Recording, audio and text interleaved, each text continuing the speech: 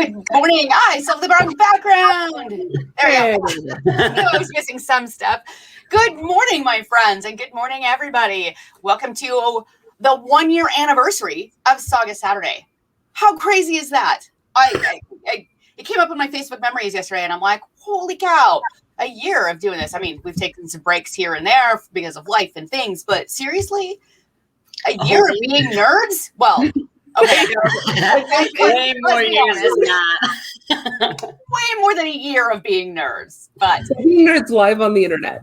Being nerds live on the internet. There you go. I'll take it. All right. All of that done. Happy May Day. Don't blow anything up today. I am Ula Renazonner, your self-professed Norse nerd, joined here by two great friends who are actual Norse nerds, or just nerds, or I don't know. Anyway, Bercy, why don't you start with your introduction today? Sure. I'm Bercy Edvardarson, and I love Old Norse poetry, and I'm so excited that we are finally into the poetry sections of Egils Saga. And I don't know how to follow that up, but I'm damn kind I am actually really excited because this section we talk about some English history. So the Battle of Brunanburh, which was a poem that there's an Old English poem, the Battle of Brunanburh, that we talked about when we did Old English Month a few months ago in February. So we're getting to see a different view of the same battle. It's actually on the same side. So you'll see from Egil's point of view how this battle goes down. So I'm excited to talk about that. And there's also this really curious statement towards the beginning that we'll talk about that I'm hoping to get other people's thoughts on. So well, now I'm curious because I'm not sure what to talk about. Well, we'll because I did not write notes this week. So. So by the way, everybody, we're flying blind. We each have our copies of our books with our Post-its. Oh yeah, Post-its and highlighters and pencil written. Well, yep. All right, so quick, a huge thank you to Marissa for sending me 3 boxes of highlighters. That was a huge. I've been burning through them, so that was just like I opened it up. I'm like, more highlighters. That is fantastic. Yeah, my dog decided to eat my one highlighter that I have. I happened to put the book and my notes down on the coffee table last night, and I looked over. I'm like, what is the dog chewing on? Oh, it's the cap to a highlighter. Well, shit. That means there's a highlighter somewhere. Do you want me to mail you a box of highlighters? I have extra right now. I'm good. Thank you, though. I'm sure I can find them. All right. So where are we? We have Chapter 50. Whew, okay. We started. Things have happened. Yeah. Where did we go? We left off when Egil had just. Yeah, so Egil's just gone. He's leaving Norway. Thorolf. So we've set up the fight between the men of Myrna, which is Egil's family, and King Eirik and Queen Gunhild of Norway. Queen Gunhild, by the way, does not seem to get good shrift in this poem. She is constant. Like if Eirik is a tyrant, she's like this evil, conniving witch. And by I don't mean witch like not witch in the good way. Like she's does not seem to be a nice lady. So that we've got this generational feud going on, and then now Egil has kind of gone back to Norway. It did not suit him well, so he is left again. He goes on a bit of a Viking expedition. At which point, Gunhild is trying to get one of Skallagrim's sons killed. She says, kill them both if you can, but if possible, kill only one of them. And they seem to get away from that, and they end up in Athelstan's England. Athelstan is the grandson, of Alfred the Great. So if you're familiar with Alfred the Great is sort of the unifier of the English kingdoms. You go from the Heptarchy, which was the 7 kingdoms, Wessex, Essex, Kent, East Anglia. Oddly, there's no West Anglia. It's just East Anglia. Mercia, Northumbria. So Alfred unites them. And then he's succeeded by Edward. Sorry, go ahead. Oh, I just wanted to say that, and as chapter 50 begins, in the days of King Harald Fairhair of Norway, Alfred the Great reigned over England, the first of his kingsmen to be sole ruler there. Yeah. So he's eventually succeeded by his son Edward, and then you have Athelstan, who in Egil's saga has the sobriquet the Victorious, which and he's a foster father to a future king of Norway. So Athelstan is where we're at. Egil arrives, and he's just like, "Cool, you're not the Norwegians. You're not trying to kill me." And it says that Athelstan was having trouble with earls who were trying to take advantage of the fact that earls who used to be petty kings and now are taking advantage of the fact that Athelstan is a young ruler. Maybe we can wrest power back from him. And so Athelstan is gathering as great an army as he can to defeat these forces and subdue these earls back in their place. Yeah. And so Egil and along with his brother Thorolf and all of their men decide, hey, we could make some bank getting in the service of this king. We'll fight for food is, exactly. Or, more importantly, we'll fight for silver. Like food is fine, but Egil has his eye on the prize. Very, very mercenary of us here. As they say, there's much booty to be gained here. I love every time they say that. Booty. I know. Booty is used here. I do want to note that England has been Christian for much longer than the Norwegian, the Scandinavian kingdom. So King Athelstan, devout Christian, called Athelstan the Faithful, required Egil and Thorolf to take the sign of the cross. Now, go ahead. Yeah, so this is actually the chunk that I wanted to talk about briefly. Yeah. In my translation, he says he asked Thorolf and his brother to accept preliminary baptism, as was the custom in those days for both merchants and mercenaries serving Christian rulers, since people who had been given this form of baptism could mix equally with Christian and heathen and were free to hold any belief that suited them. Yeah. Now, my understanding of baptism is that you are accepting Jesus as your Lord and Savior, and you don't get to waffle back and forwards on your form of Christianity. That's exactly what I was going to bring up. That's really interesting. And because in your text says what baptism? A pre-baptism? Preliminary. And preliminary baptism. Takes the sign of the cross. Right. Here it just says takes the sign of the cross. Anyone who had taken the sign of the cross could mix freely with both Christians and heathens while keeping the faith that they pleased. Right. Just to me, taking a preliminary baptism sounds like I'm going through rites. Taking the sign of the cross sounds like I'm wearing a cross on my person. Right. Or something. I'm following the customs of the land that I'm in, when in Rome sort of thing, right? Right. So this is one of those moments where I want to go back to the original Old Norse and see what the original Old Norse has to say about this. And I did a little bit of Googling based on the term preliminary baptism and didn't get a lot of hits. So I'm going to try take the sign of the cross and see if I can find a little more information.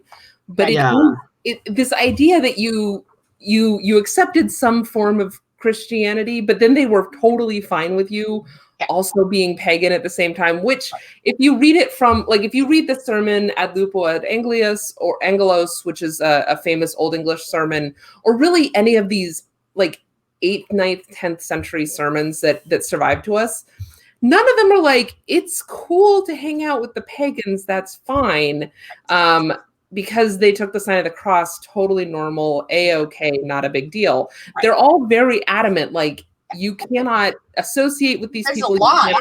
There's a very strict line. So it is very interesting to me. And there's part of me that wonders if maybe there's a miscommunication here, whether intentional or not, where you've got these guys coming, like Egil, coming in and saying, we'll be Christian for now. And then together they're like, this is practice baptism. We're only taking the sign of the cross. We can do whatever we want in the after, and nobody that wasn't necessarily Athelstan's intention. That's just how they have. That's how they've interpreted it. Exactly. Right. I'm looking at the old Norse right now, of this, and I'm loving the way that they say in the translation. They're like, he's very Christian, and it says Alstin Konungar var vel Christian. He was a good Christian. Let's see, but it is saying it on a quick glance. It looks to be something of a sign, because it's saying that.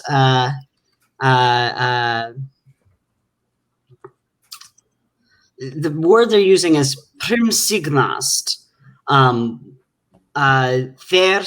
skildur lotas primsignast. They should let or take upon this word, and this it's got an AST at the end, which means it's reflexive. So they're doing something to themselves, and it seems to have sign in it. But I am very quickly looking up the word to find out exactly what it means, but it seems it's closer to the Penguin translation here. Or the other Penguin translation. But I'll let you know when I find it. So anyway, so we've got this weird preliminary baptism thing going on. We're finding that might be something we dig into more in our kind of wrap up episode on this. And also 300 of their men entered the king's service. That's, I don't know if your translation has a number, but ours I've got 360. Oh. So what? Sorry, what? So Thorolf and Egil did what the king wanted and received preliminary baptism. They had 360 men under them, all on the king's payroll.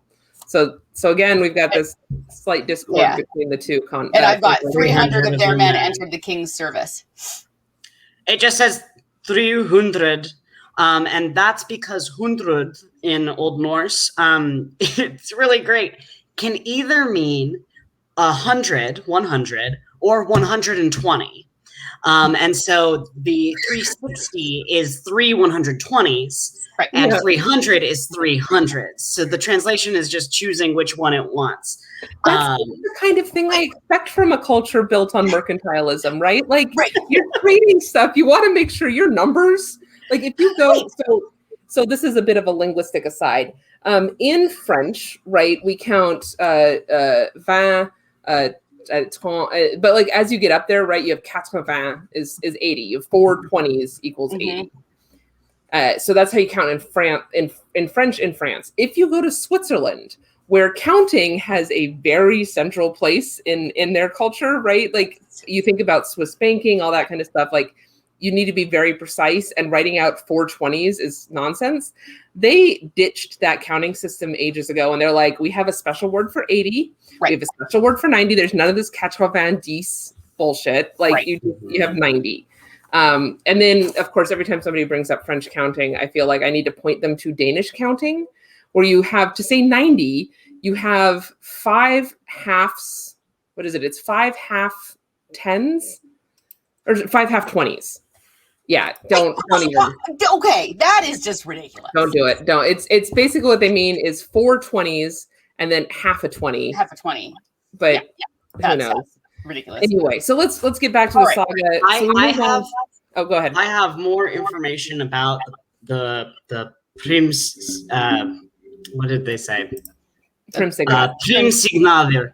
I was right that sign is not Old Norse, but that's because this is prima signatio, or signatio, which is an early church. It is the sign of the cross.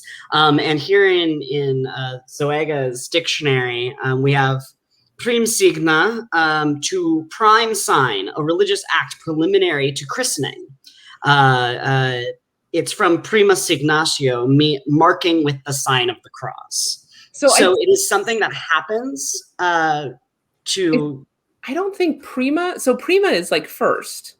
Yes. So I think prima signatio doesn't mean first, like doesn't mean sign of the cross. It means first sign. It according to Oxford Reference, which I can't read the entire thing of, it says first signing by the cross, originating in the catechumenate of the early church. The catechumen would normally go through a period of ... and then it won't let me unless I pay money to read the rest. Because but it seems to be like the first step of early of baptism Right. is to take the sign of the cross. So then both translations make sense, right? Like Yeah. it's a preliminary to baptisms process, and you take a sign of a cross. I'm still a little leery of this translation or of their understanding of this process, where they're like, no, you can be both Christian and pagan at the same time. Oh yeah, I don't think it's supposed to do that at all. I'm sure if they had asked I think the saga author Yes. That's where I was going to go. Coming up with their own thing and or telling us what was sort of the idea from a heathen's perspective. If I just do this quick thing, I can mingle with anybody I please. Yeah, I think it doesn't matter. Read this from from Athelstan, from the English side, it would be much more. They're one of us. They are. Yeah, they've Christianized and we've spread we've done it. Yeah, exactly. All right. Okay, moving on. Right, moving on. So they and their 300 or 360, whatever, men have entered the king's service. Where are we going? They are going to go. So yeah, we have a brief discussion of the enemies of King Athelstan. We've got the King of Scotland, Olaf the Red, who is Scot and Danish on his mother's side. And he's a descendant of Ragnar Lothbrok. So if you watch the Vikings TV show, which we all hope you don't, but if you do, you'll have heard of Ragnar Lothbrok, Ragnar Hairy Breeches, which I am assuming also, man has never heard of a razor, but it can also be translated to Ragnar Shitty Breeches. Nice. Nice. I like that translation better. I have There's a story there. I think that story goes, sometime somebody pooed his pants and everybody remembered. It's just a matter of when, how old was he when he pooed his pants? But we can take that up when we do our name episode, because I'm still hot on that. And I will note that later in this saga, we do have if you're a sympathetic puker, there is a moment later in this saga where we deal with a lot of upset tum-tum. So which is so fun. I'm so excited for that part. So anyway, we have this descendant of Ragnar Pooey Pants, and then we also have these two Welsh guys, Hring and Adlis, which I'm assuming is a very attempting. Somebody is making an attempt at transliterating Welsh names, because. So I've got ruling Wales were two brothers, Hring and Adlis, who were tributary to Adils. Adils. Oh, I'm pronouncing it wrong. Adils. Yeah. Yep. I transpose letters a lot. That's on me. So anyway, they're supposed to be tributary to King Athelstan and sworn to his banner, but not so much. Much like Game of Thrones, right? We're gonna have people turning on their banners. Yeah. And that leads us to, so we've Athelstan is gathering his army. We know now who his enemies are. He's got the Scottish guy, Olaf the Red, and he's got these two Welsh guys who are being squirrely. And we now get to the point where they're preparing for battle. So we do some back and forward between I think Olaf and Athelstan are sending messengers back and forward, trying to negotiate what's going to go down. Hey, hey, I'll pay you to leave. Hey, go back and see if he'll pay me more. And yeah, but I actually wanted to pause there for just a second, because there was specifically each side is raiding each other. They're doing these, quick strike things, right? And then they negotiate a pause for 1 week to join on a specific battlefield. We're going to go here, and that's, no more of this back and forth strike. So they pause. The when they reached the place chosen for battlefield, hazel rods had already been put up to mark where it should be fought. Had been chosen carefully. It was big and level, large enough for all the armies. But King Athelstan's army had set up at the narrowest part of this place between a forest and a river, tents stretching as far as the eye can see, but every third tent is empty. Mm-hmm. And the ones that do have people, have men, they're, it's one or two. There's way more tents than there are fighters here. So Athelstan is setting up this fake army. Like all I picture is Blazing Saddles when they make that fake town. Yeah, literally. It's all a facade, right? And I love this section of Egil Saga has more like description of the actual situation of like, here's the battlefield and here's where things are than I've ever seen in any other saga. Yes, so far as I've read. Very descriptive. Like, really descriptive about exactly how the battle movements work and how everything happens. But I agree. I love this part where like they're saying like, we set up on the narrowest strip of land so that when you looked at it, so a river runs through, right? Yep. And then there's a big forest, there's a big forest. Right. And then they choose the part where the forest is closest to the river so that when you look at it, you're like, oh my God, their tents stretch from the river to the forest. Right. Yeah, exactly. So he's using that perspective, right?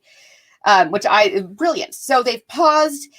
Then they send runners back and forth. And they're like, hey, I need 3 days to ride back to my king and talk about this and come back. So they do this twice?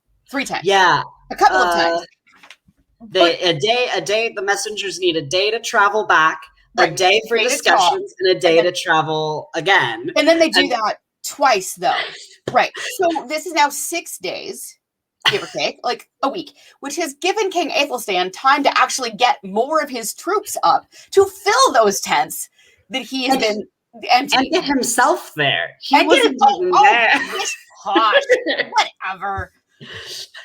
So I want to circle back really briefly to the description of the battlefield. And I thought it was particularly interesting that their hazel rods are being used to mark out. Like, and it was delineated. Right. And they're picking a battlefield that is most advantageous to both parties. Yeah. Right. Like Athelstan is absolutely taking he's definitely being strategic about the extra tents and where he's setting his tents and all that kind of stuff. But it's a large flat plain where both armies can be lined up. And I thought that was particularly interesting because you're not like when we think about battle strategy, right? You're trying to find a place to confront your enemy where you will be in the most advantageous position. And here they seem to be like negotiating, like we want to have a fair fight, guys. We don't want to, none of this squirreliness. Like this needs to be a fair fight between both of us, which is this is a very SCA battle kind of moment where we're like, we need to find the best battlefield for everybody. And then we can line up and then we fight and then we drink together afterwards. Yeah. Which they are not going to be drinking together afterwards. Spoiler, but it's still like you've got some of that preliminary, which I think is kind of cool. Something that also struck me is that not only does it make it so that it's like a fair fight for both of them, but it also takes away one of the advantages that the forces against King Athelstan, King Olaf's forces, because it comes up later. We'll get to it in a second when Thorolf meets his untimely end. But they say like, hey, watch out for the Scots. They tend to like, and this is something Romans struggled with as well before this. The Scots tend to hide in the forest and they'll jump out from out of nowhere. And so they're in small bands. And even if you've got a big army, they'll just be picking you off from the trees. Stay away from the woods because they could pop out of anywhere and run away. But if you confront them head on, they won't be able to stand up to you. And so by making sure that we're fighting on a nice flat field, they can't cheat. That their advantage is gone. Both sides' advantages and disadvantages, sort of quite literally a level playing field. Yeah, exactly. We go on with some great descriptions of the weaponry that they have. Broad, thick shield, tough helmet. Thorolf's sword is called Long, a fine and trusty weapon, and he has a spear. Its blade was 2 L's long and rectangular. Like there's some great, if you're an armor geek, there's some kind of cool stuff in here. Yeah. Let's see. Fighting. So can I read the chunk about Thorolf having his sort of berserker moment? So we've talked in the past about the men of Myrna. You have the dark, angry brother in these generations who is sort of berserker-like. And then you have the bright, golden-haired, like, hero boy who is less berserker. right? So you have Kveldulf, and then you have Skallagrim, and then you have in Egil's generation, there's Egil and Thorolf, and Egil's definitely the dark, broody, like he's the little wilder one, and Thorolf's supposed to be the good guy. But this is a moment where Thorolf really kind of has a berserker moment, and it's a really amazing description. Thorolf grew so mad that he swung his shield onto his back. He took hold of his spear with both hands and charged forward. He laid about him on either side, and a good many men were killed. And so he cleared a path right through to the banner of Earl Hring, and there was no stopping him. He killed the man carrying it, then cut down the banner pole, and after that he lunged his spear at the Earl's breast, piercing his mail coat and trunk, so that the point stuck out between his shoulder blades. Next, he lifted the halberd, which I'm assuming is still the spear, above his head and plunged the base of the shaft into the earth. And the Earl died on the spear point before everyone's eyes, before his own men as well as his enemies. Thorolf drew his sword, striking out with it from right to left, with his men close behind him, so that many of the Scots and Welsh began to fall, and others turned and ran. So just like you want to talk about this moment, like in SCA combat, we have these moments of like ducal war, right? Where you see ducal war, because it tends to be dukes, right? Like they've been fighting forever. So they have their thing sorted out, where they do something on the battlefield where you're just like, one, the amount of physical strength that just required, and two, like, my dude, my guy, like, but this is this moment where he with a spear, which so 2 L's long, I think that works out to about 6 foot. 6 foot, right? So about a 6-foot spear, he comes in, and it sounds sort of like he's thrown his shield over onto his back, and it sounds sort of like he's slicing as well as stabbing with the spear, because it's like he what does he say? He laid about him on either side. So laid about, I guess you could be stabbing or slicing, but they seem to imply there's some sort of spike going through. I couldn't tell if that was just a pin to keep it on, or I've seen spearheads that have sort of I'm picturing a kind of come down and then a boar spear. Yeah. I'm picturing a boar spear that's got the flanges on it to stick a little bit better. Right. Yeah. What do they call it? A mail scraper? I love that. This is described as a mail scraper in our translation. Yeah.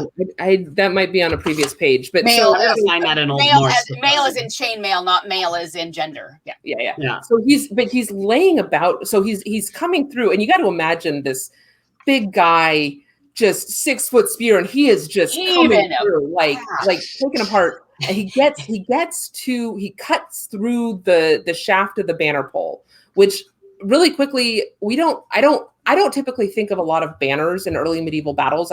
In my head, that's more of a high medieval thing.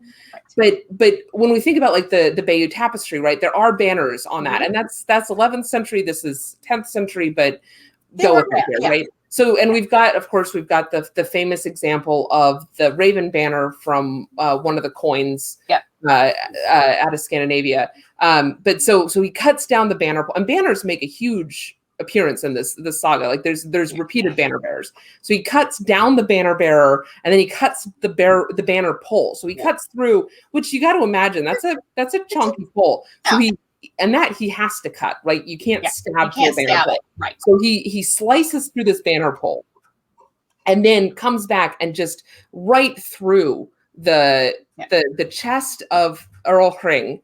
And then this presumably not a small guy, though I guess like the people I've known, no actual big. Yeah, but we don't actually have a description of how big Earl Hring is, but either way, a person-sized person. Right, he's presumably wearing like a mail shirt, possibly a helmet. He's armed as would befit an earl of the 10th century, and through his chest, and then lifts him up bodily, so that he is, which would assume then that this is a winged spear. Like if he's going to stay on that spear, exactly. You need something to. You need flanges to keep it. And then slams him into the ground. And so you've got this guy just like up there on this thing, and it's just this, and then he pulls his sword, and he just goes to town. Right. Yeah. But this is a very berserker moment, right? Very berserker moment. He's controlled in that he makes a straight for the Earl, kills the leader, and then just sort of goes to town on his followers. But the vision of this is a very violent, and it feels slightly berserker, right? Like he just cuts a path of destruction through this army, and then everybody else is just like hard pass and starts abandoning the battlefield. I saw how that ended for him. So then battle ends for the night. Olaf is still alive. Hring and Egils are dead. They each everybody goes back to their camps for the night. So I don't know that Aldous is dead, or whatever his name is, Egils. I don't think Egils is dead yet. I've got Earl Egils lowered his banner so that no one knew where he or the men with him had gone. Oh, interesting. My translation has King Olaf was told that both his earls, Hring and Egils, had been killed along with many other men. So I think we might have a moment where Egils is sneaking away. Right. So Olaf has been told that they're dead, but that doesn't.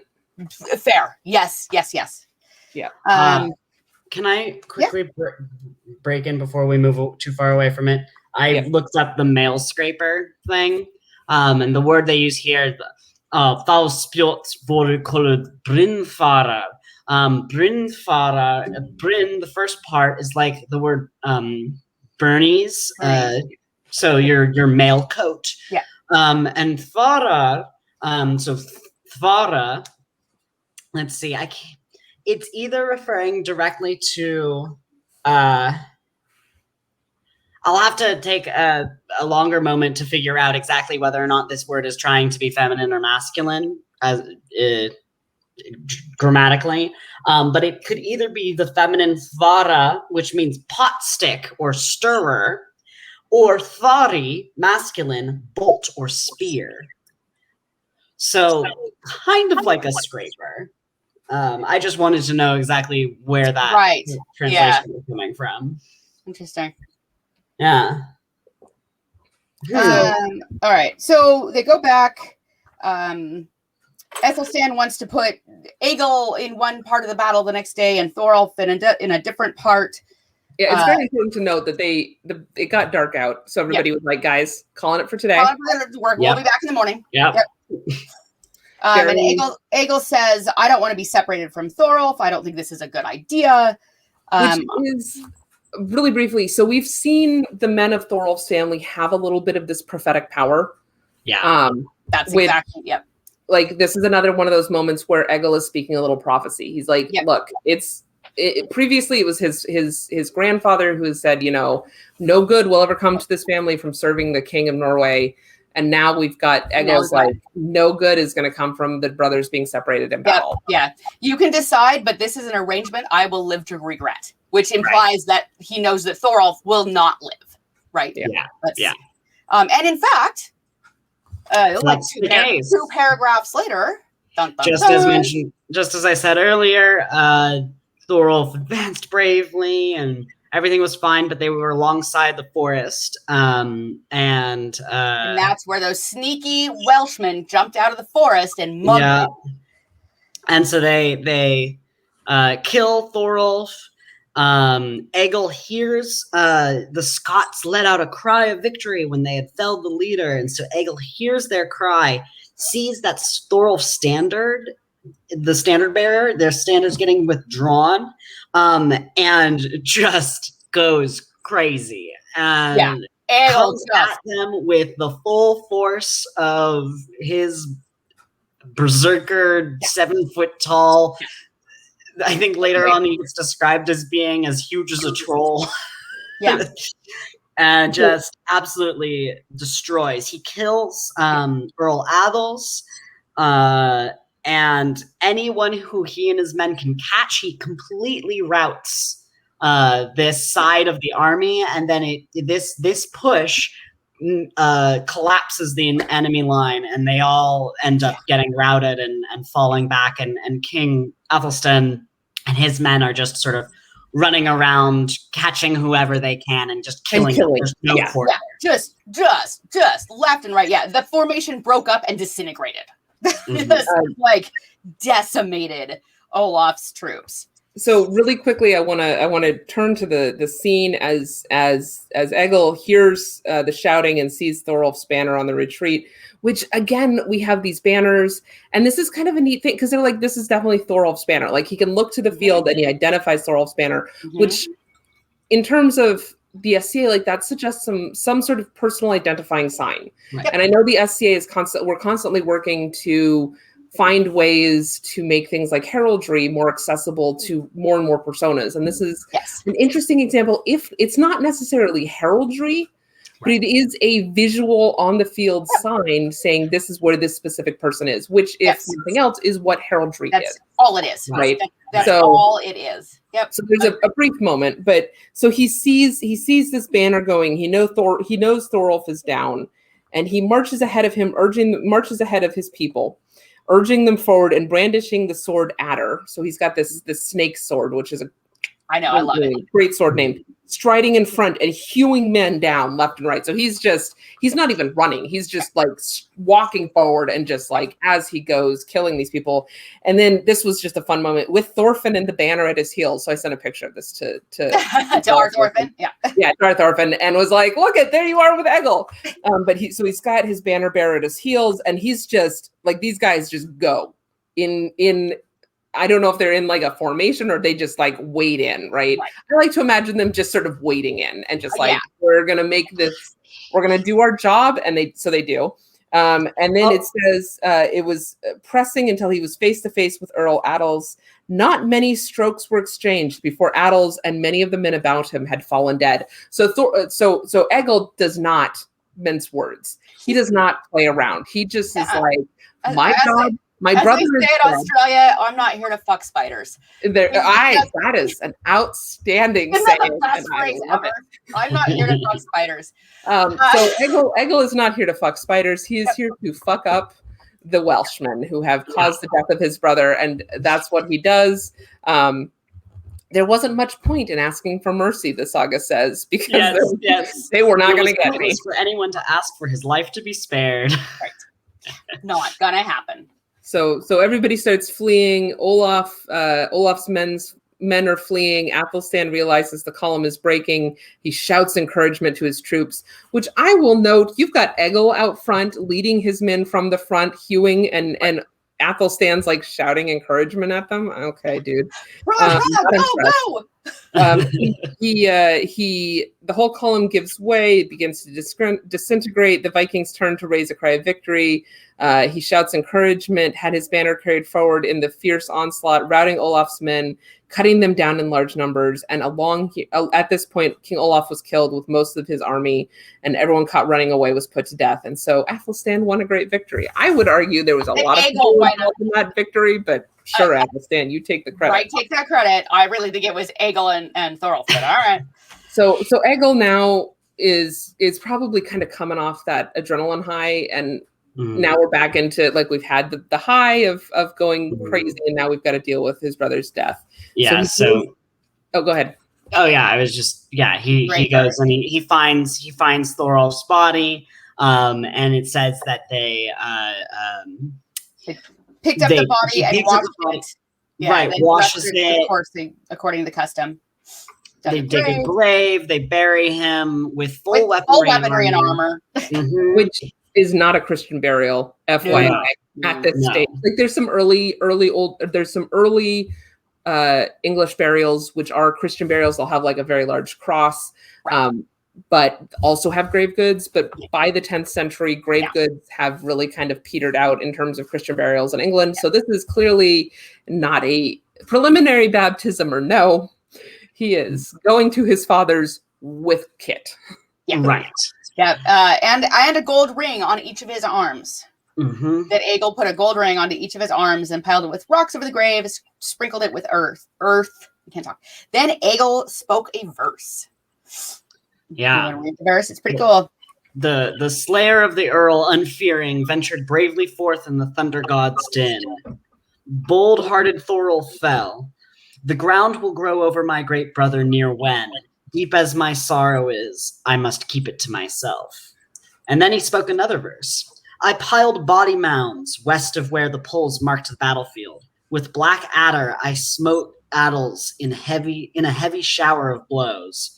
The young Olaf made thunder of steel with the English. Hring entered the weapon fray, and the ravens did not starve.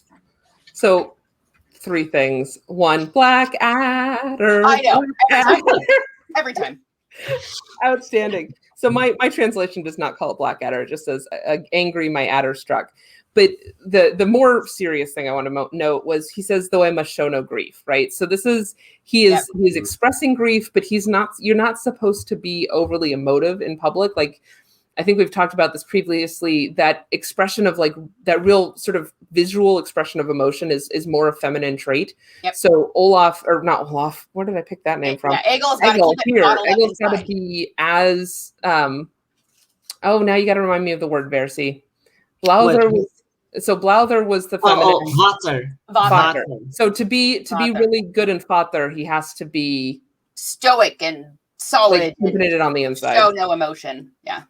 They call it black adder in the poem. Blaum nadri. I'm just looking at the poem. All right. So Egil goes back. All of King Ethelstan's men are whooping it up because they won, so they're enjoying that. Woo! Egil takes a high seat facing him, and I just have to read this description. This is one of my favorite parts of Egil. So Egil sat down and put his shield at his feet. He was wearing a helmet and laid his sword across his knees. And now and again, he would draw it halfway out of the scabbard, then thrust it back in. He sat upright, but with his head bowed low. Egil had very distinctive features, with a wide forehead, bushy brows, and a nose that was not long, but extremely broad. His upper jaw was broad and long. His upper jaw was broad and long, and his chin and jawbones were exceptionally wide. With his thick neck and stout shoulders, he stood out from other men. When he was angry, his face grew harsh and fierce. He was well built and taller than other men, with thick wolf gray hair, although he had gone bald at an early age. When he was sitting in this particular scene, he wrinkled one eyebrow right down onto his cheek and raised the other up to the roots of his hair. I can't even do that.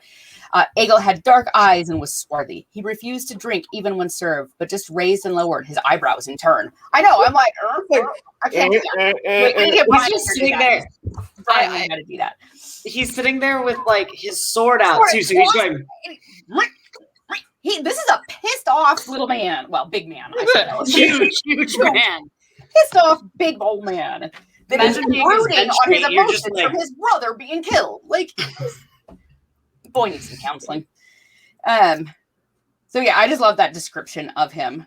And so this is great because we get this description because he's so overcome with emotion that he can't really hide it, even though, like we just said, he's supposed to hide it, right? Yeah. He's supposed to, like, I have feelings, but I'm stoic. In other sagas, sometimes people are described as becoming so overcome with either grief or anger or other emotions, but oftentimes grief, but they're keeping it in so much that they who was it, burst out of his clothes because he was swollen with his grief. They literally swell up, and so like the physicality of the emotions showing on the outside. Yeah. And so Egil's sitting there just seething. And finally, and also King Ethelstan is also uncomfortable. He's sitting there doing the same thing. Drawing a sword, putting it back, drawing a sword, putting it back. Yeah. So I want to share a quick image if I can. There's this fantastic, if I can get this to work, which let's please not assume that I know what I'm doing. So no, I just want one window. Thank you. It's coming up. There we go. Yep. So this is very much how I imagine Athelstan. Yes. Like you've got King. He's got his sword on his lap. He's sitting on his chair, and he's a little alarmed. Like I love the wide eyes and the right, like let's do it real quick. He is. He's got his eyes on Egil, and he's just like, dude, paying attention. So this is definitely a very tense moment. Imagine yourself as Egil's benchmate or just someone sitting in this hall. Like, okay, are they about to just like throw hands? Like, what's going on here? Right. Things are getting real tense. And finally, King Ethelstan realizes what he needs to do to break this tension and to sort of intuiting what it is that's bothering Egil. And essentially, Egil has not received compensation for the death of his brother. Yes, he's gotten revenge against the people who did it, but in a sense, he hasn't gotten compensation for his brother having like been in Ethelstan's service when he died. Like Thorolf wouldn't have died had he not been doing this whole fighting thing for Ethelstan. So let's, where's my money? And where's my just straight up compensation? And so King Ethelstan, and also Egil is not taking any drinks or any food. Right. He's just sitting there not eating. Yeah. Well, he's silent. So something that I think it's in the Havamal, right? Like when you attend a feast, you are obliged to talk to your seatmate. Be charming and be entertaining as he would at a state dinner. You're supposed to participate, and so Egil is being very, very obviously right. Like it is obvious to everybody, even without the eyebrow dance and the sword. Right, it would be incredibly obvious to the entire hall that he is having a day, and he expects some kind of something to happen that is going to fix his bad mood. Have you ever been at like a social event or function and someone walks into the room just absolutely steaming? Yeah. And then imagine if the other most important person in the room is also steaming. Yeah. And that they're awkward. This is super awkward. Want to get out. And so finally Ethelstan's like, okay, I know what I'm going to do. And wordlessly, this exchange happens, no speaking. Yep. He stands up and he fully draws his sword and he takes a gold ring off. I think they say it was worth 3 marks or something. Yeah.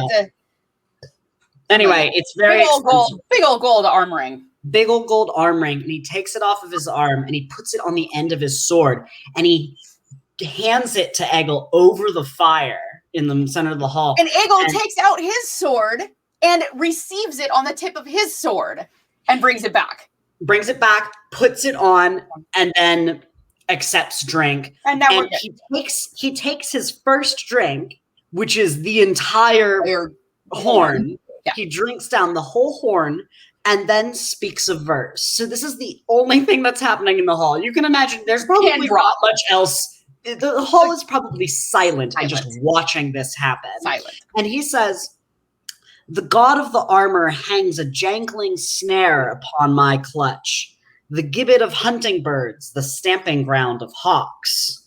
I raise the ring, the clasp that is worn on the shield-splitting arm, onto my rod of the battle storm, the sword, in praise of the feeder of ravens, in praise of Ethelstan." Yep. So this to sort of quickly translate the kennings and things here. So the god of the armor is talking about the king. So the king has given me this ring, which is standing on my arm, and they use 2 great kennings for arm, the stamping ground of hawks, the place where a hawk might rest if you were an area.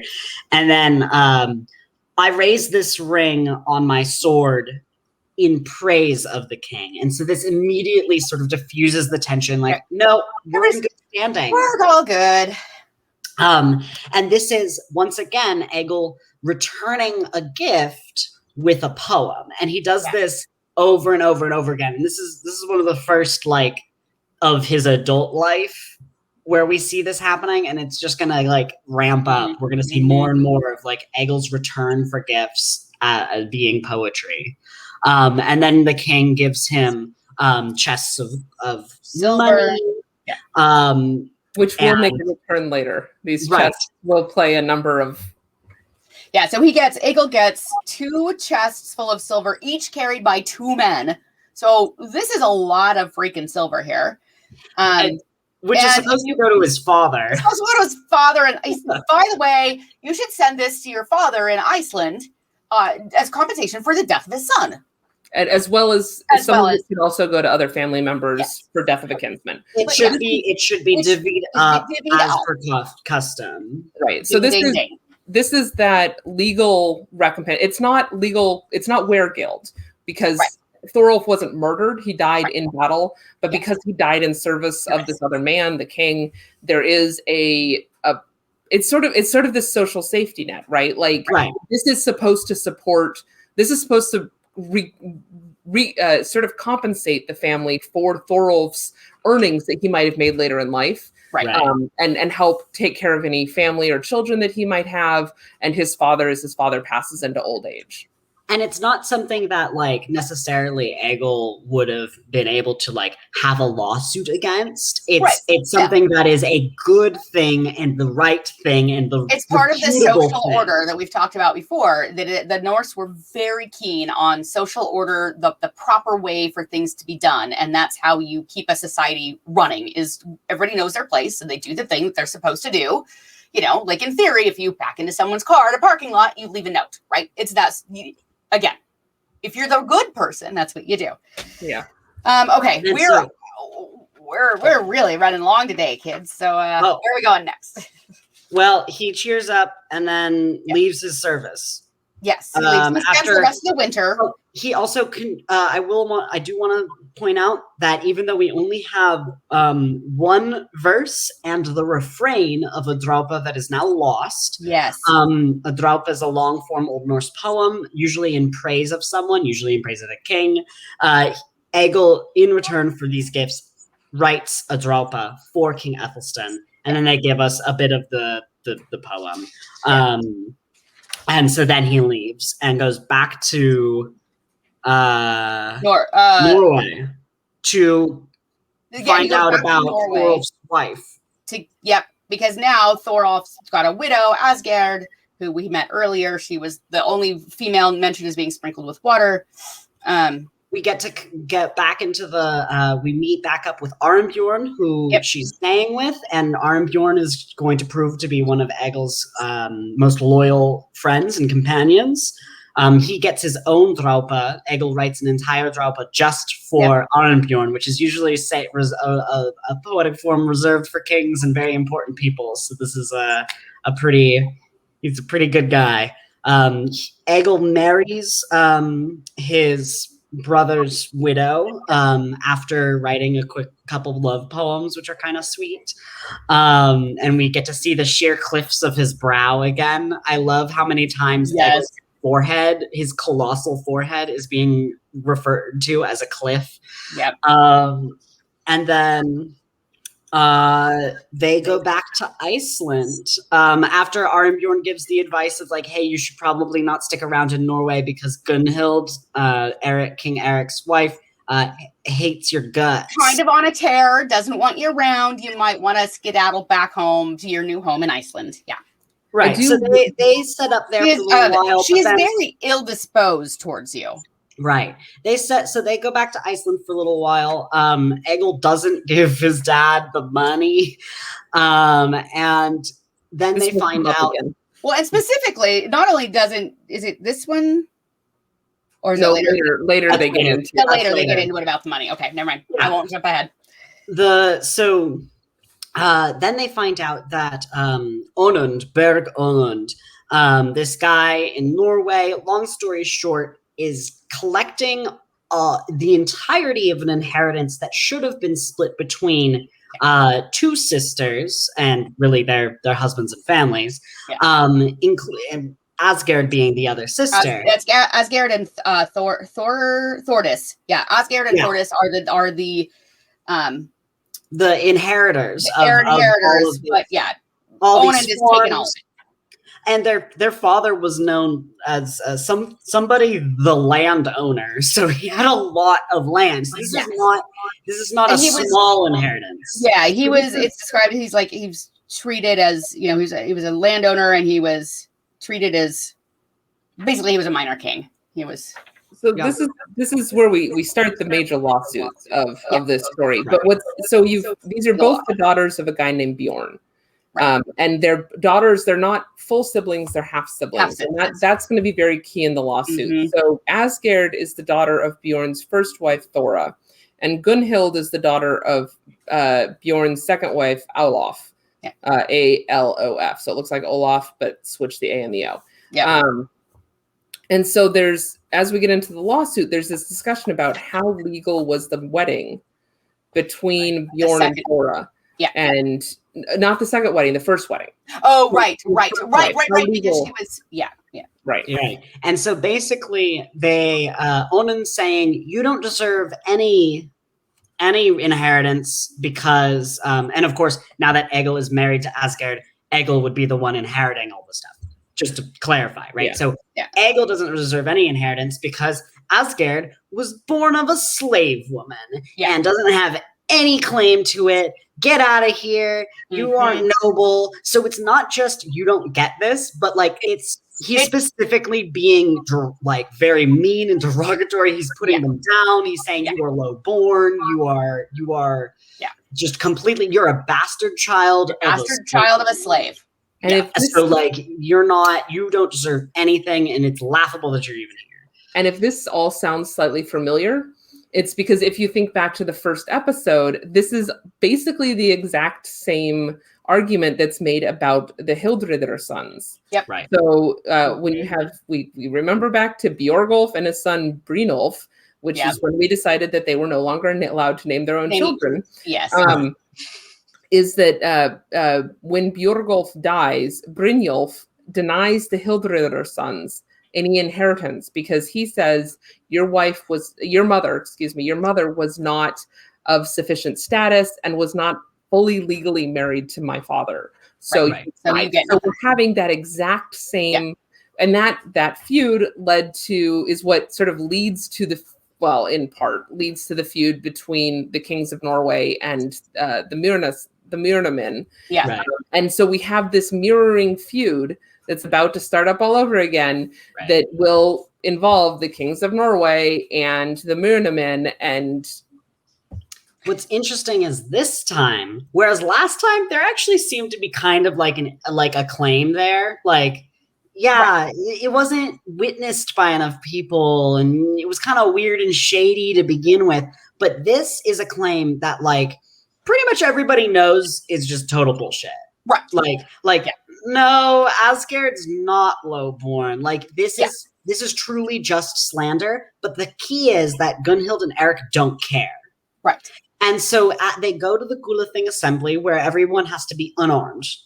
They've put up once again holly poles. I actually want to read. I love this description of the Gulathing. So the court was held in a flat plain marked out by hazel poles with a rope around them. This was known as staking out sanctuary. Inside the circle sat the court. 12 men from Fjorddane province, 12 men from Fjord province, and 12 from Hordaland province. These 36 men were to rule on all cases. Arn and Bjorn selected the members of the Fjorddane court, and Thord from Ireland, those from Sognfjord, and they were all on the same side. So they each, you've got this pool of 36 jurors, and this guy pulled these 12, and this guy pulled this 12. So instead of just making sure all your jurors are not have no bias, as if that's possible, but have no bias and are not in any way involved, and therefore can have a very impartial hand.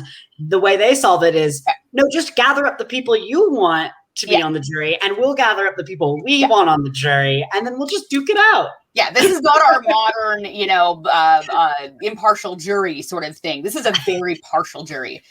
And the claim being, and I love this, that Bjorn, being descended he said of his wife Asgerd, deserved to inherit from her father Bjorn, being descended entirely from landowners and ultimately of royal stock.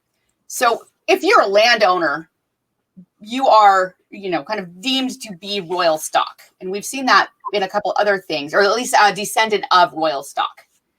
I don't know. I think landowner, I think the connection there is as much like your family has had enough money in the past to Right. acquire, or enough power, right, to acquire land. Yeah. And in this case, I think not only is she, oh, sorry, go for it. so not only is she the descendant of these people who owned land and were therefore fully capable of participating in as thingmen and all that kind of stuff. Like, they're not in bondage; they're free men. But if you go distant enough in her family past, you start to run into kings. So it's I don't know that it's necessarily landholder equals royal descent, but in this case, in her case, you're more likely to be. I would say that probably if we go back and go through, there's a lot of genealogies. If we go through genealogies, you may bump up against someone who wasn't fake, who really was blind, and that's probably what. And these can be matrilineal or patrilineal. They really didn't care very much at this time in Scandinavia whether or not it was a patrilineal thing. They weren't. If you're related to them, you're related to them. Claim anybody. Go ahead. Sorry. Oh yeah, no. I was going to say, one other thing I did want to note is that Egil says he's going to have to risk this case, and our case will go according to our luck, which I just wanted to, as we talked about luck last month, I wanted to hit that briefly. Yeah. But yeah, so it doesn't go great. No. And the king, and especially Gunhild, she's very vocal. She's very much like, what, are you going to let him just walk all over you? Typical role of a woman in a saga, of being the goader, the one who goads on the feud, makes sure that men are keeping to task and they know they settle the score. And also she's just got a bee in her bonnet about these men of Myrna. So Queen Gunhild says things like, how peculiar of you, king, to let this big man Egil run circles around you. Would you even raise an objection if he claimed the throne out of your own hands? You might refuse to make any ruling in Onund's favor, but I will not tolerate Egil tramping over our friends and wrongly taking this money from Onund. Where are you now, Alf Askman? Take your men to where the court is sitting and prevent this injustice from coming to pass. Then Askman and his men run to the court and cut the ropes where the sanctuary had been staked out, broke the hazel poles, and drove the court away. Commotion broke out as nobody carried arms. So we've got all of this mass hysteria. The ring has been broken, but we don't have any swords to actually fight. So. And this is great because Egil, imagine, so everyone's running around like, oh my God, wait, no, they broke the peace. Someone just literally just showed up and was like, no more peace, screw this. But nobody has weapons. And so everyone's like, God, what am I going to do? And then Egil, huge, standing above the crowd, just does not care. He's just like, can Berg Onund hear me? I'm listening, he replied. I challenge you to a duel here at the assembly. Come fight me right now. So two things I want to say really quick. One, my translation says that the gathering turned into a brawl, which is a slightly different visual. They're all fighting. That is a slightly different visual than a commotion, right? But the other thing is that this formula this person in these formal situations, I think he does it again. There's another lawsuit maybe where he does it, where he says, can this person hear me? And then that person responds, yes, I can. Yes. I think that formula is a necessary legal formula. I don't have any basis for arguing that really beyond the example in the saga. Right, because otherwise it's making a claim against someone that they can't defend themselves. They can't. Right. You have to be able to hear the claim against you. Ooh. We should look this up in Gula Things Law. So I think that word you can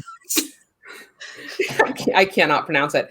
So I think he has to, in order for it to be a legitimate claim, a legitimate challenge. Yeah, he has to first clarify, can this person hear me? And then the person hearing it has to say, yes, I can. So both parties have this moment where they have a certain onus, right? Yes. The person receiving the challenge probably at this point knows, like when he's like, hey, can you hear me? Like, I think this guy is like, something's going to come. So he has the moment where he has the moment, or he can choose. He can be silent. He could stay silent, at which point I think Egil would probably keep shouting until he gets a response. I don't see Egil being like, okay, that's cool, dude. Like I don't see him being the chill guy here, but he has to. So he makes, can you hear me? And presumably everybody else around is witnessing this, right? Like witnesses are incredibly important in Norse legal proceedings. So everybody can now witness that they heard him, and they can swear an oath saying that they heard him say, can you hear me? They can swear an oath saying that the other guy responded yes. Yep. And then now we've clarified that both parties can hear each other, that they're both paying attention. And then he can make the challenge to the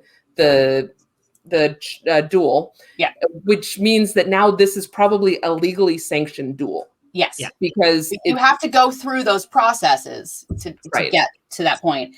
And I love and King Eric, who's there, is like, Egil, you want to fight? I'll bring a fight, right? Yeah. And Egil is like, whoa, dude, I don't know, that I did not challenge you to a duel. I challenged Onan to a duel.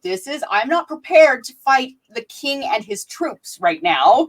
Just back up a minute. I'm outnumbered. That's not going to happen. Let's do a fair fight. Yeah. And then we have the boat chase.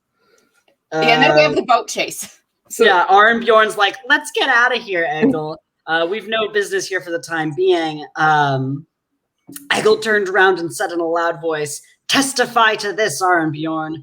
Thord and all who hear me now, landholders and men of law and common people, that I forbid that the lands once owned by Bjorn Bjornolfsson will be lived on, worked on, and used for any purpose. This I forbid you, Berg Onund, and all other men, foreign or native, high or low birth, and anyone who does so I pronounce to have broken the laws of the land, incurred the wrath of the gods, and violated the peace. After that, Egil left with Arnbjorn. And then he bugged off. So two things. One, that native and foreign, that formula appears in a number of early Germanic law codes.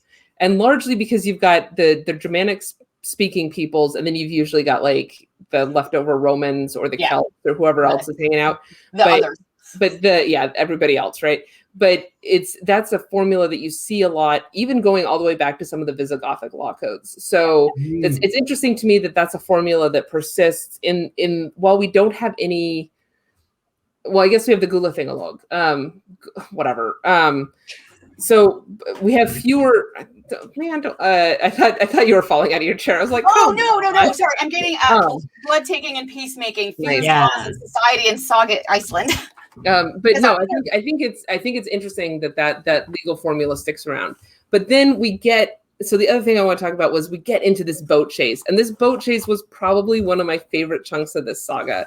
So in my mind, I was thinking like full on, like, you remember like in the early 2000s, late 90s, like the Cops TV show when they videotaped car chases in California, right? Like it's I don't know why it was always California, like that I remember this being, but it was like these car chases, and you watch the two, and so we have here, right? Like they go down the hill to their ships.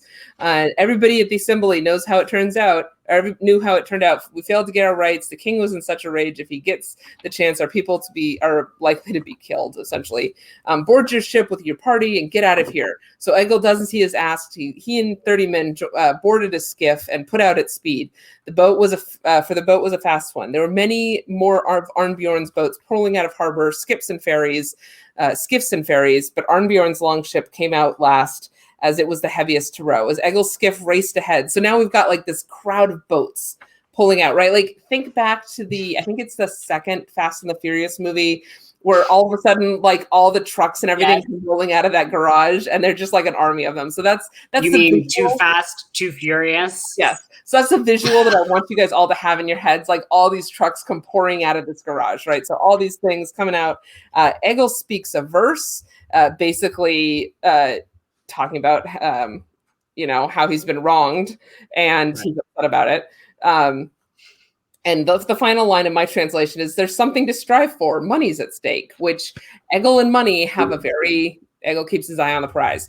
So they call it, the kenning they use is, we disputed great fields that serpents slumber on. Gold. Ooh, I like it.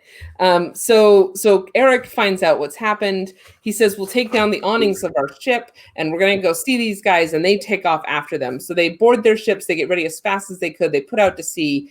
People are rowing. You've got Egil's guys are rowing. Arnbjorn's multiple people on oars. Like we're going to town here. We are. So the king catches up to Arnbjorn's longship. Arnbjorn's like, you can see easily for yourself, he isn't on my ship. Everybody here aboard is known to you, and Egil isn't the man to skulk about below when you two meet. So he gets, essentially, the cops pull Arnbjorn over. Arnbjorn's like, he's not in my car. As you can see, there's no giant 7-foot angry dude. He does not nobody here. So and you think I'd be able to keep Egil below decks when you show up? Right? You think I have the power to keep him from you? So they take off again. Everybody's going. Egil has his own ship kind of anchored out. So I think that's probably what they're headed for. They're going. At one point, I think Eric's ship starts to catch up to them. Egil throws a spear, hitting the belly of the man sitting at the helm, Kettle the Hadalander. So some Norwegian. The Slayer. Kettle the Slayer, in my translation. Okay. That's a better name.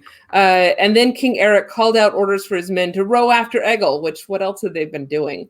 As they went by the merchant ship, the king's men boarded it, and every single man of Egil's they could get, and those that hadn't gone off on the skiff were slaughtered on the spot. 10 of Egil's men were killed there, but some managed to scramble ashore. So, people are dying. Egil's still going. Egil keeps going. And he finally meets up with Arnbjorn, and he makes this verse. Now the bitter bearer of the blazing war blade has taken 10 of my trusted followers, but the salmon-like spear, great name for a spear. The salmon-like spear settled the score when I cast it through the curved ribs of Kettle. So I like your translation better. He just keeps throwing these like you are in a boat chase for your life, and you're just spitting poetry because what else are you gonna do? Because you're Egil Skallagrimson. Right. So eventually they get away, and Egil speaks more. Oh, sorry, go ahead. Oh yeah. I was just gonna say I really like this next verse is really interesting because it's like a curse that calls upon the gods, which we don't normally see. Yes. You usually get to usually it's like if you hear like, oh, he said an incantation, he said a curse, and then we don't get to see it. And so people are like, this is what did you say? What was it? What were the special words? And here's some special words. So if you were looking for a poem that curses somebody and it is calling upon the gods, this is the one for you. Let the gods banish the king, pay him for stealing my wealth. Let him incur the wrath of Odin and gods. Make the tyrant flee his lands, Frey and Njord. May Thor, the land god, be angered at this foe, the defiler of his holy place. Yeah. Because he broke the thing. He broke the Gula assembly. He's right. They caused it to be broken. That. You don't do that. That is some law breaking nasty shit right there. You're not supposed to do that. And basically, Egil's now on the run, and he's sort of bouncing from place to place. Yeah, can I hold what's it? So we've got a request. Do you have the Old Norse of that one? Of the last one? The curse. Let me find it real fast. This is what chapter are we in? We're in chapter 56. It's the last. 56 at the end. Just a second. Yeah. 57. No, 57. My book is 56. Oh, interesting. It's Bercy in our version. It's end of chapter 57. It is verse. It's the poem verse 28. If that helps. Okay. Yeah.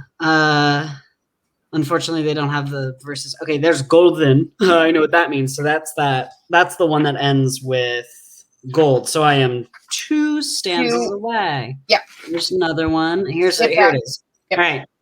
You want me to just read it out loud? Yeah. All right. Yeah, there was a request in the chat. Perfect. Svo skildi góð gjalda, gram reki bund af lundum, reid se röggen og öðun. Ranmins fear hanum, folk migi lot fylja, freyr og njörður, af jörðum, leiðis glofta stríði, landás, þans veigrandar. Very nice. Alrighty. Very cool. Okay, so we are at an hour and 20-ish, and how much farther we wanted to get through the head poem. We are very close. I can very quickly summarize what happens in this next section. So essentially, Egil bounces around. He's an outlaw. He is trying to get revenge on Berg Onund, and he goes to his farm after having done a deception where he sails out to sea and then just sort of hangs out for a little while and then comes back in a few days later. So everyone's lowered their guards, they're feasting, they're having fun. Egil comes up alone. He goes alone, totally outfitted with a hood over his helmet, meets up with some guys who are like, hey, some young boys who are watching the flocks because there's been a bear running around killing people and causing chaos.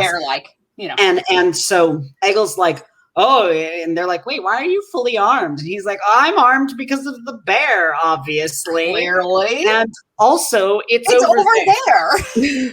And they're like, oh, and he's like, you should go to the hall and you should tell them that the bear's over there. And there's only 3 guys still left up now that it's so late at night. And they've been drinking. Yeah. Right. So they're kind of drunk. They're like, oh my God, the bear's out there. So they all get their armor and stuff or their weapons and they go run out there to go kill the bear. I think I've seen this at some SCA event somewhere. I'm positive. I have seen Brian and Thorfinn and Helgi or something this is a great idea. Anyway. And so they see, oh, the bushes are moving. It must be the bear. It's Egil, and he kills all of them really easily. And he a little bit later he comes upon King Eric and Queen Gunhild's son, who was trying to spy on Egil and his men because they had figured out where they were moored. And Egil just comes and kills everybody. So now he's just killed the prince. The prince. And if he wasn't in Eric's bad standing before, he has now actually just murdered his son. Yeah, this is just getting him nowhere good. Right. And then Egil leaves for Iceland, and he hangs out there. He doesn't give his father gold or any of the stuff. I do want to really quickly here. So he doesn't give his father the silver. His father gets into a bit of a strop, one might say, and rides off in the night with whatever silver he possessed in a chest and a cauldron, goes out, buries it, comes back, sits down, comes back around midnight, goes straight to bed without taking off his clothes. In the morning, when it was light and people got up and dressed, there was Skallagrim sitting on the edge of the bed, dead, out, no matter, dead, and so stiff that they could neither lift him nor straighten him out, which we have seen before. Yes. This kind of death, right? And they have to put a hole in the wall and carry him out through the wall. They punch a hole in the wall and they take the dead out the wall, which we talked about when I think it was Erbug, we talked about then, is this an indication of some kind of extra rite? Like you can't take the dead through the doorway, which is this special liminal space that you have to take them out of you have to take a chunk of the wall. Because presumably the man can pass through the door.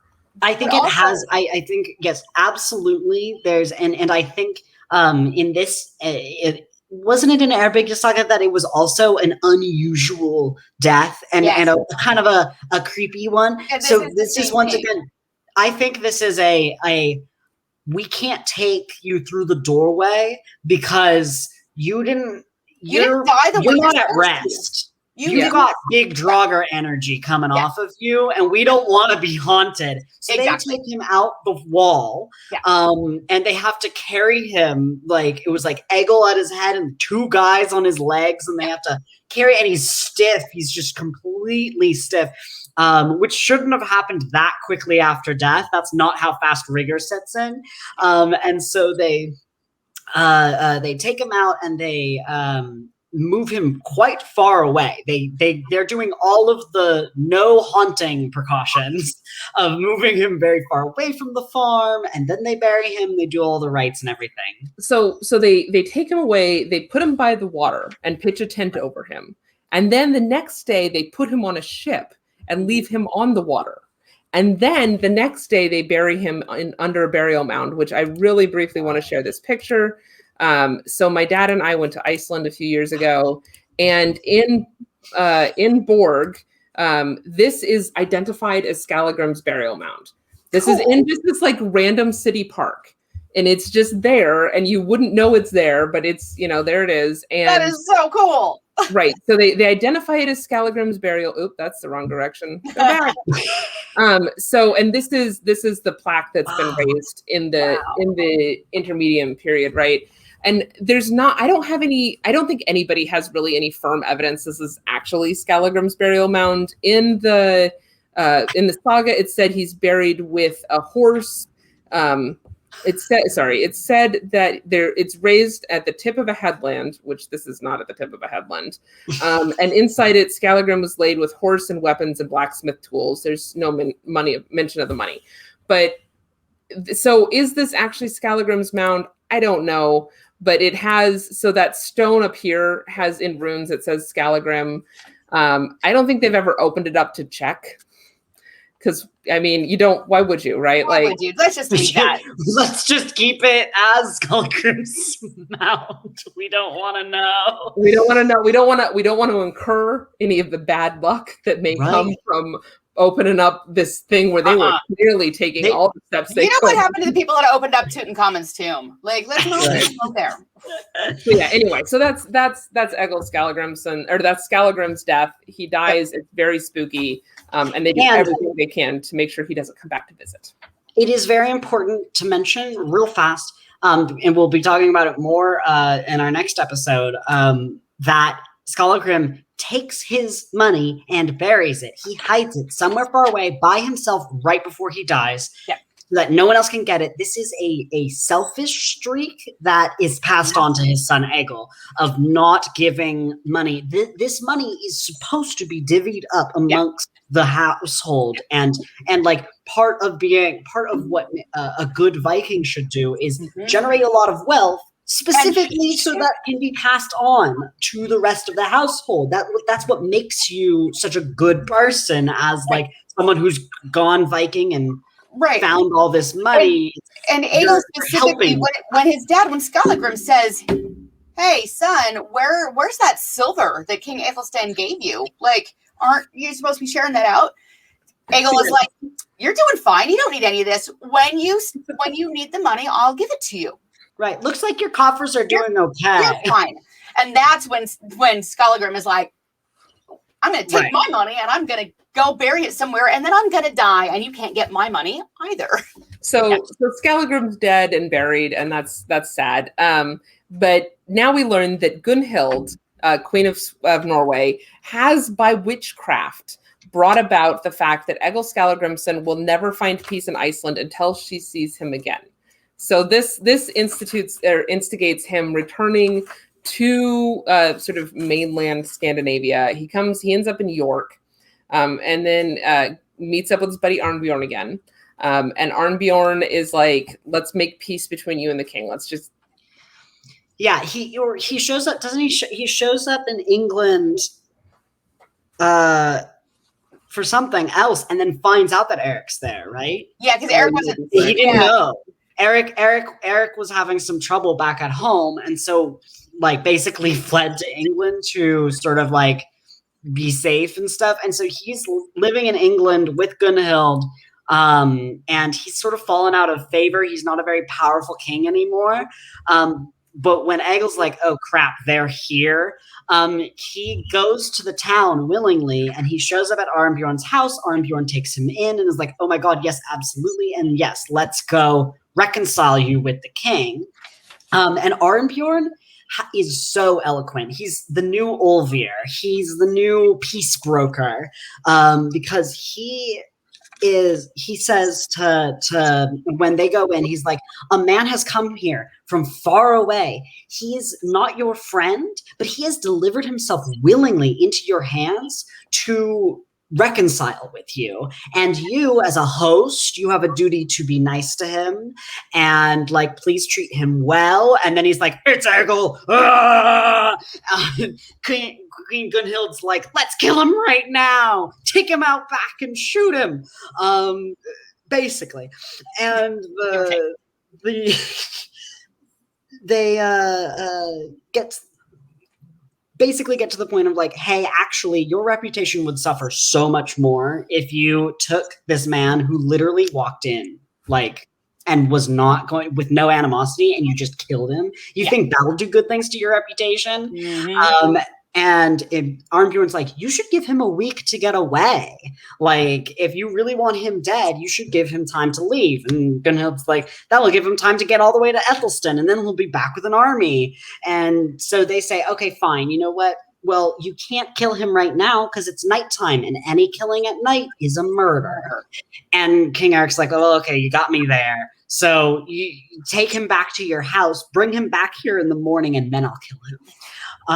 And so Egil goes back, and Arnbjorn is actually the one who comes up with the idea. He says, you know, I knew of this guy, Bjorn, who had to come up with a Draupa. He wrote a whole poem for the King of Sweden. I think you should do the same thing and give it to Eric as a gift. It was actually, so the guy who writes the poem is Arnbjorn's kinsman, Bragi the Old, and it's King Bjorn of Sweden. So Bragi, Arnbjorn's like, look, I had this like great uncle. He was going to get killed by the King of Sweden. He wrote this great poem, and the king was so impressed he spared his life. Got him out of trouble. You could do that. You spit verse. You could totally spit out a Draupa by tomorrow, and that'll save the day. It'll be great. And so Egil stays up all night, and he's trying to compose. Everyone else is like sitting and feasting and drinking and all these things, but he's off by himself, trying to write this poem. But that stupid bird. Literally. Talk about like writing your final paper, like, right? You know, you gotta turn it in at 8 a.m. the next morning, and you are pulling that all-nighter, just trying to crunch out something. And also, like, he's trying to write a poem in praise of someone he hates. Yeah. And so he's like, oh God, what do I even say about this guy? And yeah, as Ula said, there's this bird. So Arnbjorn comes to check on him like, hey dude, how you doing? Can I get you some like coffee or something? Arnbjorn or Egil's like, I have been trying to write, but oh my God, there's this bird that's sitting on the window and it's chirping and constantly. It's nighttime, by the way. So a little weird for a bird to be there. And Arnbjorn's like, huh, that's really weird. And so he goes up onto the roof, and he sees that the bird is actually a shapeshifter who takes off, and then Arnbjorn sits vigil the rest of the night and keeps the bird from coming back and bothering him. And so Egil is able to write his whole thing. This is like your friend staying up with you while you're cramming for that test and being like, no, you got this. I'm totally here for you. And so the next day they go back, and Arnbjorn makes another plea and in fact actually stakes his own life with Egil, says like, okay, if you're going to kill Egil, you're fighting me and all of my men. We're the only ones who came with you from Norway. You do not have friends anymore. I'm your best shot at having any sort of power, and I'm putting my lots with Egil. And the king's like, okay, you're really staking everything on this, Arnbjorn. I don't like this. You're more loyal to Egil than you are to me. Mm-hmm. And then Egil just stands up and... when the king had finished speaking, Egil went before him and delivered his poem, reciting it in a loud voice, and everyone fell silent at once. And then it's a a 20 stanza poem, as was recommended. And just to sort of briefly go tell you what it's about, it's just the most standard, like the most baseline. You're a king and you kill people and you're generous. You feed the wolves and ravens and you're a destroyer of rings, a generous man. The like two things that a king needs to be. And it's vague. It's not specifically referencing anything. It's just like King Eric did battle and he fed the ravens. King Eric is generous sometimes. What a great guy. It is, yeah. It's like really quite ridiculously bad. I mean, yeah, like, and it's a wonderfully composed poem. Oh, yes. It's the most generic, like there's no personality in it. In real estate, we have a term, it's putting lipstick on a pig.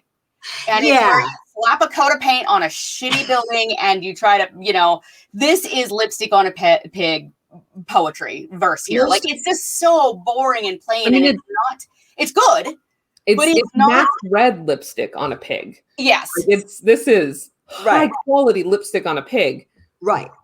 But it's still right. Because the verses, I mean, like, for instance, flying spears bit, the peace was rent.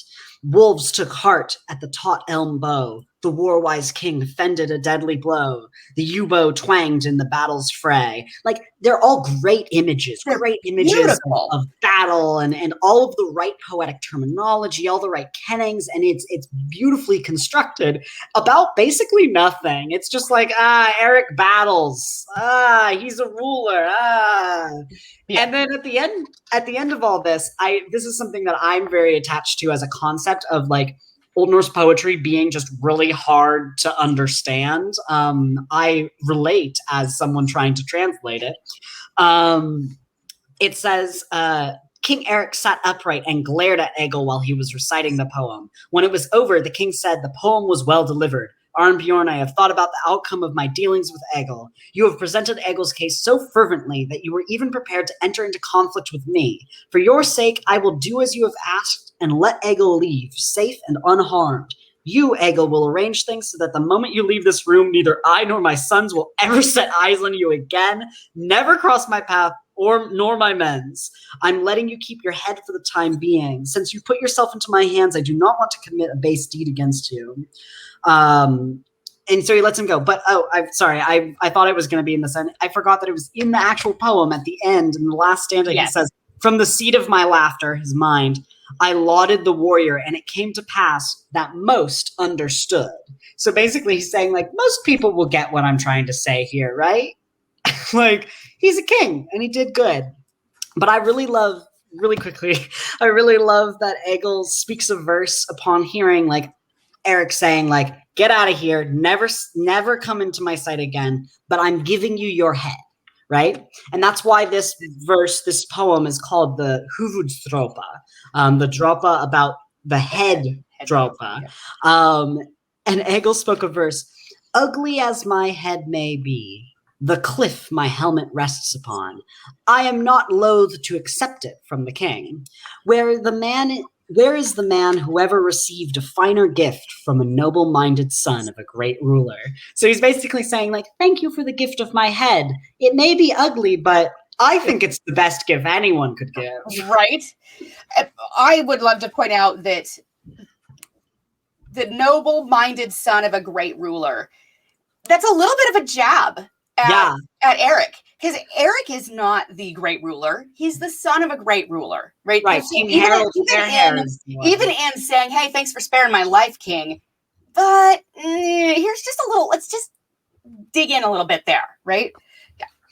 Yeah. So Egil's a jerk. Egil then leaves, and Arnbjorn and Egil are best of friends. They exchange gifts. And later on, it should be noted, very, very valuable gifts. Very much. Egil gives Arnbjorn the 2 gold arm rings. And a new sword. No, Arnbjorn gives Egil a sword.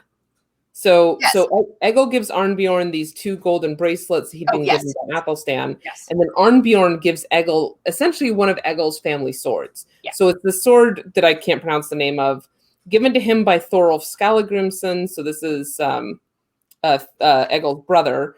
And Thorolf had received it from Skallagrim, Egil's father, and he from his brother Thorolf Kveldolfsson, who in turn had been given the sword by Grim Hairycheek, the son of Kettle Trout. Kettle Trout's like an uncle, I think. And then the sword had previously belonged to Kettle Trout, who used it in single combat, and there wasn't a sharper edge. So this is like Arnbjorn is returning to Egil this sword that had been owned by his brother, most importantly, but then also these great ancestors. And the sword's name is Dragvandil. Slicer. Yeah, Slicer. And So he now has Adder and Slicer. yeah. Pretty good. All right. So cool. I think we are now at an hour and 35. We should probably stop. Probably. I mean, we could keep going. I think we're going to have to do a part 2 because we haven't even gotten to there's some other really great stuff in here. Part 3, more Egil. There's so much more Egil. We have like 30 more verses to go, people. Or 30 more chapters to go, including one of my favorites, which we'll get to later. So we'll do a part 2 of this section. So I guess our Egils thing is turning into a 5-part miniseries. All right. Whatever. Oh no! I know. Terrible. I think once we wrap up Egil, we need to go to a one-off. A short story. Author. I was coming up with Blother because I was combining Blother and anyway. Yeah. So I think that's a good place to stop. Yeah, if you're reading along, you can start reading at chapter 63. Yep. Continue from there, unless Hill does a totally different chaptering system. Yeah, if you have this edition, you want chapter 62. Whatever, pretty close. The other edition, you want 63. All right. So next week we will continue on our same vein that we're going to be on here for a while.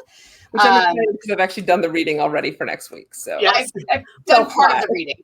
Next week we get to talk about Egil being Egil. I was going to be specific, but you know what? Never mind. Yeah. It's a surprise. Egil does some very Egil-like things. How's that? Yeah. All righty. So with that, that's not the right button. Come on. There we go. All right. With that, we will say good day, and everybody have a lovely weekend. Enjoy this is virtual Beltane for those of us in the West. Virtual court tonight is at 5 Pacific. I'm sorry, Your Majesties. I don't know. I'm really bad about virtual events. So anyway, with that, we will talk to you guys later. Have a good afternoon, everyone. It's not.